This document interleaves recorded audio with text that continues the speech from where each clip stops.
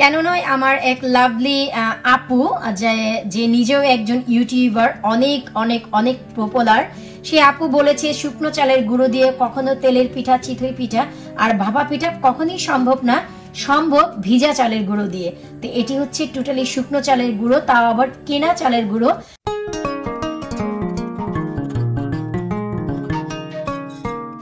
আমাদের আমান চিতই পিঠার এত প্রেমে পড়ে গেছে, 20 মিনিট আগে আমাকে বলছে যে মা আমি আর চিতই পিঠা খাবো।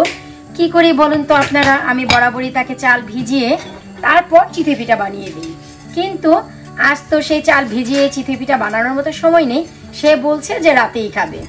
তো এখন আমি যে কাজটি করেছি খুবই খুবই খুবই ইজি।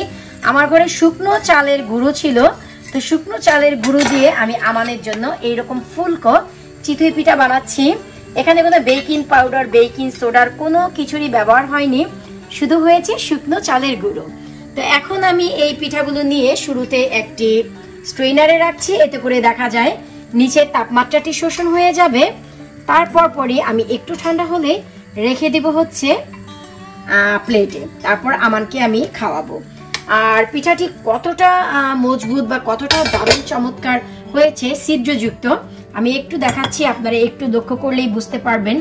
এই যে দেখুন, এই হচ্ছে অসংখ্য ছিদ্রযুক্ত আমাদের চিতই পিঠা। এটি কিন্তু কোনো রকম বেকিং পাউডার, বেকিং সোডা কিছুই নেই। আর পেছনে দেখুন কতটা জালি জালি হয়েছে। আর এই পিঠাগুলো একেবারে দুধ চিতইয়ের জন্য পারফেক্ট। আমি একটু দেখাচ্ছি ভেতরে ছিঁড়ে, তাহলে আপনারা বুঝতে পারবেন যে বাংলাদেশ থেকে আমরা যে চিতই পিঠাগুলো চাচা মামাদের কাছ থেকে কিনে খেয়ে থাকি হুবহু সেই রকম।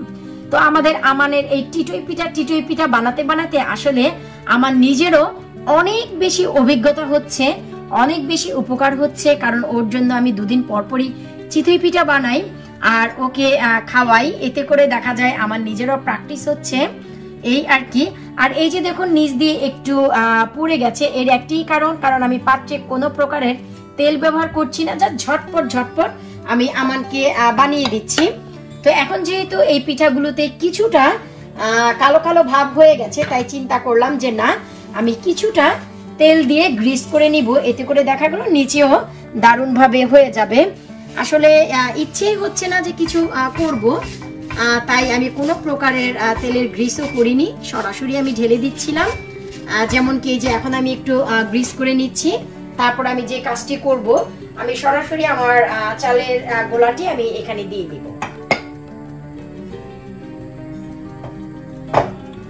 কারণ হচ্ছে আমান দেখলাম যে ও চিতই পিঠা খেতে চাইলেও আমারই উপকার হচ্ছে, সেটি কেমন আমি দুদিন পরপরই ওকে বানিয়ে দিচ্ছি। বরাবরই আমি চাল ভিজিয়ে তারপরে ব্লেন্ড করে বানিয়ে দেই। আর এই হচ্ছে আমি চিন্তা করলাম, ও 20 মিনিট আগে আমাকে বলছিল যে মা আমি আজ রাতেও চিতই পিঠা খাবো। তখন 20 মিনিট আমি কি করি, চাল তো আমি ওভারনাইট ভিজিয়ে রাখি, তাই আমি শুকনো চালের গুঁড়ো এই পিঠাটি বানাচ্ছি। আমি আসলে এই পিঠাটি বানিয়েছি এবং এই পিঠার একটি রেসিপি আমি খুব শীঘ্রই নিয়ে আসবো আপনাদের মাঝে।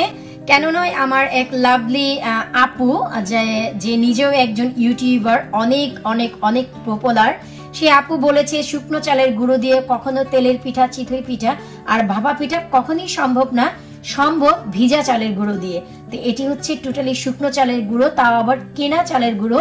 তো সেই আপুর জন্য আমি এই রেসিপিটি করব, শুধু এই জন্যই, হয় না তার জন্য নয়, হয়তোবা কোনো ট্রিক্স বা টিপস রয়েছে যে জিনিসটি আপু জানে না, তাই হয়তোবা সে বলেছে। তো আমি রেসিপিটি শেয়ার করলে হয়তোবা সে আপুর জন্য উপকার হবে।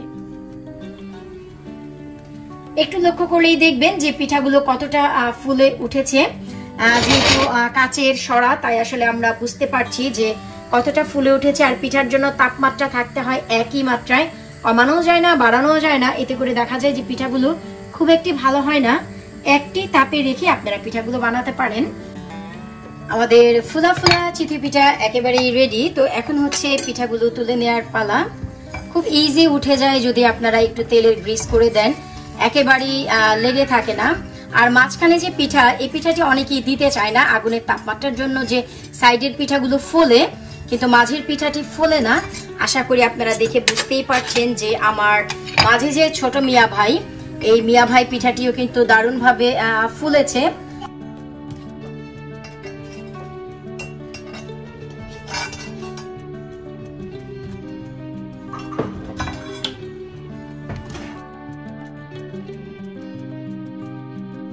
ব্যাস আমার ছেলের জন্য এই কয়েকটি পিঠাই যথেষ্ট। সে নিজেই সবগুলো খেয়ে ফেলবে, কারণ হচ্ছে এগুলো কারোর সাথে সে শেয়ার করবে না, আমি তাকে খাইয়ে দিব যে কোনো মাংসের ঝোল টোল দিয়ে। তো সে তো যে কোনো বলতে চিকেনই বুঝে, তো চিকেন বা চিকেনের ঝোল দিয়ে আমি খাইয়ে দিব। এই যে দেখুন আমি পিঠাটি এইমাত্র বানিয়েছি, কত দারুণভাবে কিন্তু পিঠাটি উঠে গেছে আর কত ছিদ্র হয়েছে একটু লক্ষ্য করেই দেখবেন। যেহেতু লোহার পাত্রে বানানো হয় আর লোহার পাত্রের পিছনে যদি একটু তেলের গ্রিস না থাকে এইরকম একটু লেগে যাওয়াটাই স্বাভাবিক, এতে খাবারের কোনো তারতম্য হয় না, টেস্টেরও কোনো সমস্যা হয় না।